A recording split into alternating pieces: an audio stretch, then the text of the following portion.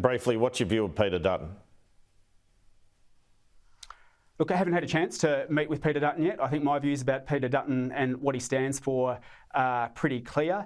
I think if the Liberal Party thinks that its way back to power is to shift further to the right with Peter Dutton as their leader, then they're going to be in opposition for a very, very long time. I think he's someone who's increasingly out of step with where modern Australia is at. People across the political spectrum want climate action. They want to see progress on a range of issues. I think if Peter Dutton were, to ever become Prime Minister, I think Australia would go backwards. And just finally, I wanted to ask about your decision not to stand in front of the Australian flag. Is that something you've always done? I heard what you said about Indigenous people and the flag, but what about those who fought in the Second World War, for example? Isn't it a bit of an insult to them?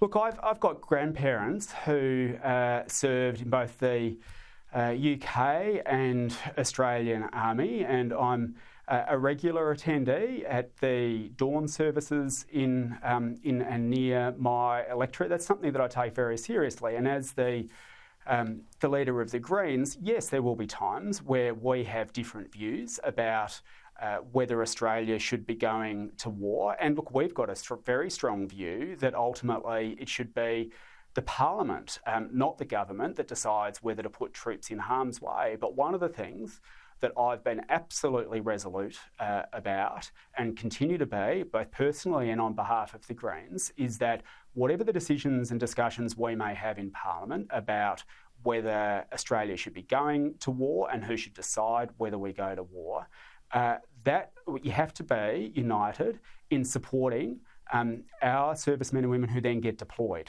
And so why won't you stand in front of the flag? Whether or not you agree with the decision about the deployment, you support them, because I know that they are there. So why won't you stand in front of the flag then? Fighting for the country, and they deserve our support. Sorry, Mr. Bandt, why won't you stand in front of the flag?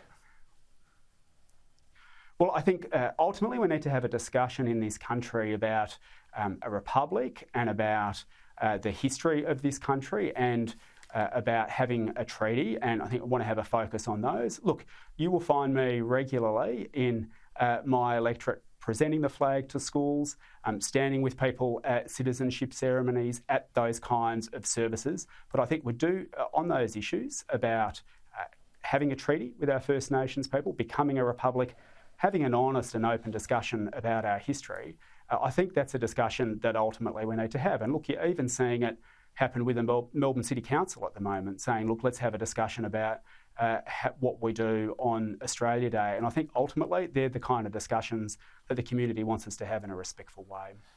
Adam Bandt, thanks for your time. Thanks very much, Andrew.